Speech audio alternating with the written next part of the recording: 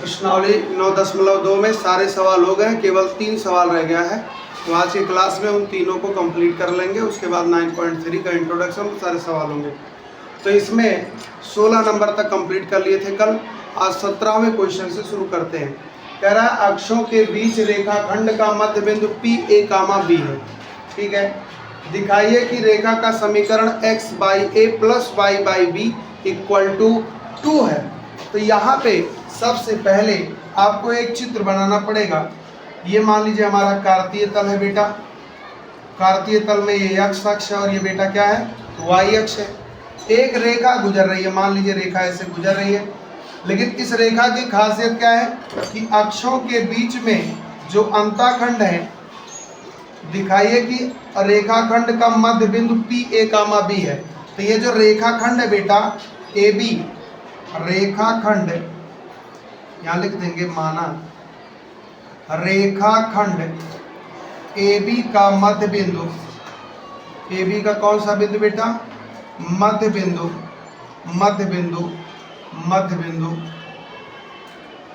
P A, B है। तो यहाँ पे मध्य बिंदु यह है बेटा P A, B, मतलब A और B के एग्जैक्ट बीच में P पड़ रहा है। अब हमको ये बताना कि इस रेखा का समीकरण क्या होगा। तो रेखा का समीकरण हम लोग दो तरीके से कर सकते हैं। एक, अगर इस रेखा की प्रवणता मिल जाए, अब बिंदु पता है तो लग जाएगा, लेकिन यहाँ प्रवणता के विषय में कुछ हिंट नहीं है। तो दूसरा तरीका अपनाते हैं, किसी जुगाड़ से A बिंदु का निर्देशांक और किसी जुगाड़ से B बिंदु का निर्देशांक अगर हमको मिल जाए तो हमारा काम बन जाएगा। तो A बिंदु का निर्देशांक और B बिंदु का निर्देशांक निकालने के लिए हम लोग मान लेते हैं कि OA जो है वो H है और जो OB है बेटा वो मान लेते हैं K है। माना रेखा द्वारा x अक्ष पर कटा अंतःखंड A तथा y अक्ष पर कटा अंतःखंड B है ना। अंतःखंड H माने है ना, H, और इसका अंतःखंड क्या हो गया, K। तब अब बिंदु भी तो बनेंगे। तब अगर A बिंदु का निर्देशांक आपसे पूछा जाए तो H, 0, H, ये A जो है ये हो जाएगा H, 0, तथा B क्या होगा बेटा, 0, K। क्या होगा बेटा, 0, K। अब मध्य बिंदु का नियम आप जानते हो कि चूंकि P AB का मध्य बिंदु है, AB का क्या है बेटा, मध्य बिंदु है। इसका क्या मतलब, इसका मतलब यह है कि AB के मध्य बिंदु का फार्मूला क्या होता है, x1 + x2/2, y1 + y2/2। तो x1 y1, x2 y2। तो x1 माने h + 0/2 और 0 + k/2, और ये किसके बराबर होगा बेटा, P बिंदु के, इसी के तो बराबर होगा। तो यहाँ पे हम लोग लिख सकते हैं भैया A, B को दिया है, A, B दिया है, हमको H और K चाहिए। तो यहाँ से बेटा हो जाएगा H/2 और K/2, ये बराबर है A, यहाँ से हम कह सकते हैं अतः, क्या कह सकते हैं भाई, अतः H/2 बराबर किसके है, A। भाई जो पहला वाला है ये A के बराबर है, तो H बराबर किसके हो गया, 2A, और K/2 बराबर है B। तो बताओ K बराबर किसके हो जाएगा, 2B, और 2A हो गया और 2B हो गया। अब हमें H माने ये अंतःखंड हमको पता चल गया बेटा 2A, और यहाँ पे अंतःखंड पता चल गया कितना बेटा, 2B।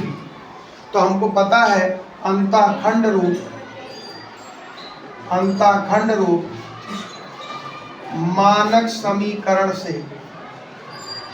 समीकरण क्या कहता है बेटा, x अक्ष पर अंतःखंड प्लस y अक्ष पर अंतःखंड, यही तो है बेटा। और बराबर में कितना, यही तो नियम है, यही तो सूत्र है। तो यहाँ पे बेटा हो जाएगा x अपान x अक्ष पर कटा अंतःखंड कितना है 2a, y अक्ष पर कटा अंतःखंड क्या है 2b, अब बराबर में कितना है 1। हम लोग चाहे तो 2 कॉमन ले लें, नीचे से 1/2 कॉमन निकाल दें, तो हो जाएगा x upon a plus y upon b, अब बराबर में कितना बेटा 1। अब इस 2 का ट्रांसफर कर दो तो ये आ जाएगा बेटा x अपान a अब y अपान b, और 2 एकम 2, अब बेटा यही लाना था। हेंस प्रूव इस रेखा का समीकरण x upon a plus y upon b equal to 2। तो ये बहुत आसानी से आ गया, ठीक है। इसे नोट करते हैं, फिर देखते हैं अगला सवाल। क्वेश्चन नंबर 18 कह रहा है कि अक्षों के बीच रेखाखंड को, मतलब अक्ष है और उसके बीच में कोई रेखाखंड है, उसको आर एच कामा के 1:2 के अनुपात में विभक्त करता है। तो बताओ कि रेखा का समीकरण क्या होगा। तो पहले चित्र देखें आप, ये चित्र आप देखें, एक्स अक्ष है और ये क्या है बेटा वाई। मान लेते हैं कि ये लाइन है और ये लाइन के बीच में रेखाखंड है। तो रेखाखंड मान लीजिए ए बी, क्या है बेटा ए बी। अब देखो क्या कह रहा है, अक्षों के बीच रेखाखंड को, तो देखो अक्षों के बीच के रेखाखंड को ए बी को 1 आर जो है वो आर, मान लीजिए आर यहाँ पे है, जो 1:2 के अनुपात में विभाजित करता है। मान लीजिए इधर 1 अनुपात है तो इधर क्या है, अब आर का निर्देशांक दिया है एच कामा के, विभक्त करता है। तो रेखा का समीकरण बताओ, तो रेखा का, इसी रेखा का समीकरण बताना है तो हमको क्या मानना पड़ेगा, पहले हमको ये मानना पड़ेगा कि भैया ओ ए जो है वो स्मॉल ए है और ये जो ओ बी है ये स्मॉल बी है। इतना तो हम कर ही सकते हैं। तो पहले मान लेते हैं कि माना रेखा द्वारा अक्षों पर कटा अंतःखंड, अक्षों पर कटा अंतःखंड क्रमशः ए तथा बी है, मतलब x अक्ष पर a और y अक्ष पर b। x अक्ष पर अगर a अंतःखंड कट रहा है बेटा तो a का निर्देशांक a, 0 होगा कि नहीं होगा, होगा। और b का निर्देशांक क्या होगा 0, क्या होगा बेटा b होगा। अब जरा कुछ याद करो, कुछ याद करो। आप पढ़े हो a और आप पढ़े हो बेटा b, और ये मान लो x1 y1 है और ये मान लो x2 y2 है और यहाँ पे कोई पॉइंट है मान लीजिए P जिसका निर्देशांक x, y है। तो बताओ जरा x बराबर क्या लिखते थे, x बराबर क्या लिखते थे, और इसका अनुपात था m1 m2। तो क्या लिखते थे m1 x2 plus m2 x1 बटे m1 प्लस m2 लिखते थे ना।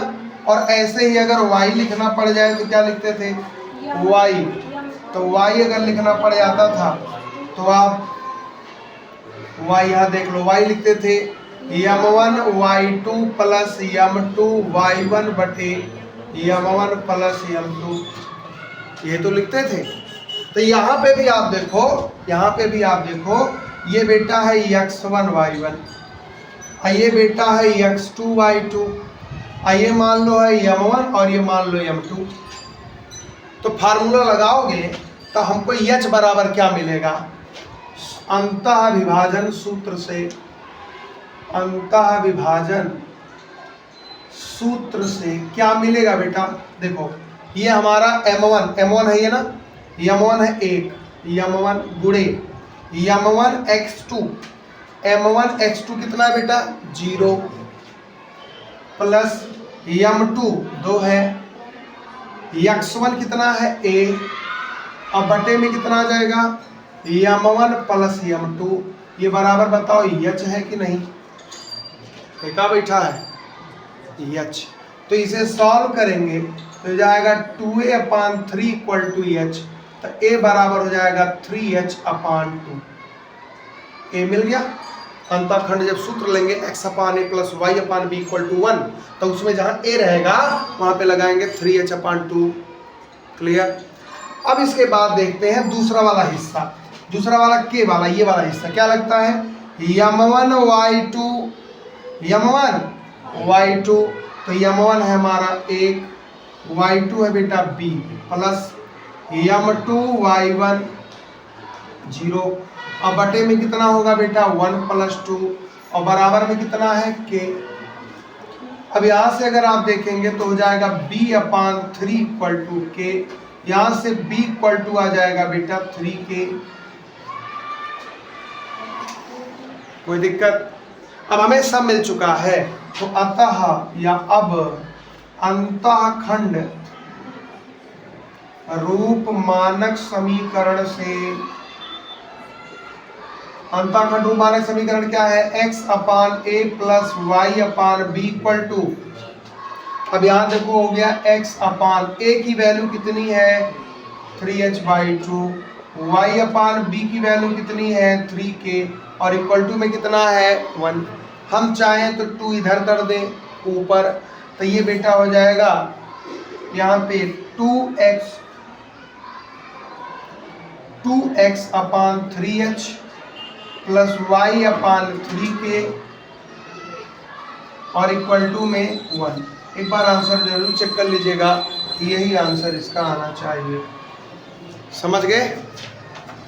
2x/3h + y/3k इक्वल टू में 1 है। एक बार देख लीजिए और फिर देखते हैं 19वां सवाल। आंसर जो है इस तरह नहीं दिया है, मानक में उसको व्यापक रूप में चेंज किया है, तो बहुत अच्छी बात है। इसका एलसीएम ले लो आप, तो एलसीएम लोगे नीचे वाले का बेटा, तो हो जाएगा 3hk, होगा कि नहीं होगा, और जब आप 3h से इसमें भाग देंगे तो क्या बचेगा k, उस k का ऊपर गुणा होगा तो हो जाएगा 2kx, और फिर 3k से भाग दोगे बेटा क्या बचेगा h, इस h का गुणा यहाँ करेंगे तो हो जाएगा hy, और बराबर में कितना बेटा 1। अब इसी को उधर भेज दो तो आ जाएगा 2kx + hy = 3hk। ये शायद आंसर दिया है किताब में, ठीक है। यहाँ भी छोड़ दोगे तभी पूरा नंबर मिलेगा बेटा, और यहाँ तक चलेगा तो कोई बात ही नहीं है। नोट कर लीजिए, फिर आते हैं 19वें सवाल पे। रेखा के समीकरण की संकल्पना का प्रयोग करते हुए सिद्ध कीजिए कि 3 बिंदु संरेख हैं। तो संरेख सिद्ध करने के लिए बहुत तौर तरीके आप सीखे हो। संरेख सिद्ध करने के बहुत तौर तरीके हैं। जैसे एक तरीका ये है कि अगर आप दो बिंदुओं को लेकर के उनकी प्रवणता निकालिए तो प्रवणता बराबर आ जाएगी, वो भी एक तरीका है। दूसरा तरीका है कि त्रिभुज का क्षेत्रफल निकाल लो, अगर 0 आ गया तब भी संरेख हो गया। अब तीसरा तरीका यहाँ पे आपको दिखाना है रेखा के संकल्पना का प्रयोग करते हुए। इसका मतलब आप किन्हीं 2 बिंदुओं को लेकर के सरल रेखा का समीकरण निकालेंगे, अब तीसरा बिंदु उसमें सेटिस्फाई कराएंगे, संतुष्ट कराएंगे। अगर वो संतुष्ट हो गया तो वो रेखा की संकल्पना का पालन करता है। कैसे? देखो कितने बिंदु है बेटा 3। हम मान लेते हैं कि एक बिंदु है A 3,0, एक बिंदु है B -2, एक है C 8,2। हम क्या करते हैं बेटा कि अगर एक ही रेखा में तीनों होंगे तो रेखा का हम समीकरण निकाल लेंगे, तो तीसरा वाला उसको संतुष्ट कर देगा। संतुष्ट मतलब left hand side right hand side बराबर कर देगा, ठीक है। तो हम लोग क्या करते हैं कि रेखा ऐसे लिखते हैं, बिंदुओं A 3,0 तथा B -2 से जाने वाली रेखा का समीकरण। तो बेटा फार्मूला आपको पता है y - y1 बराबर y2 - y1 x2 - x1 x minus, ये फार्मूला आप जानते हो बेटा। तो इसी का प्रयोग करोगे तो y - y1, देखो x1 y1 x2 y2, ठीक है। तो y - y1 माने 0 हो गया, फिर y2 है -2 y1 है 0, x2 है -2 और ये है -3 हो जाएगा x -3। इसे सरल करते हैं तो ये हो जाएगा y = -2/-5 x -3। यहाँ पे आप देखो माइनस से माइनस कैंसिल हो गया, और इस 5 को इधर ले आओगे तो हो जाएगा बेटा 5y, इसको अंदर ले जाओगे तो 2x माइनस कितना हो जाएगा बेटा 6 हो जाएगा। अब इसे थोड़ा सा सरल करके उधर भेज दो, तो ये आ जाएगा 2x माइनस 5y माइनस 6 बराबर 0। ये बेटा हो जाएगा रेखा का समीकरण। अब अगर इस रेखा पर ये बिंदु भी स्थित होगा तो संरेख हो जाएगा, और अगर स्थित होगा तो संतुष्ट करेगा। तो यहाँ पे बिंदु C 8,2 से संतुष्ट कराने पर, संतुष्ट कैसे कराएंगे, लेफ्ट हैंड साइड लेंगे, LHS 2x minus 5y minus 6, 2 गुणे कितना है बेटा, ये 8 माइनस 5 गुणे 2 माइनस 6, 8 दूना 16, 5 दूना 10 माइनस 6, तो 16 माइनस 16 कट के कितना आ गया, और इधर कितना बेटा, समझ गए। अतः A 3,0, B माइनस 2 C 8,2 संरेख। क्या है बेटा, संरेख, हेंस प्रूव। हमको ये सिद्ध करना था। ठीक है, नोट कर लीजिए।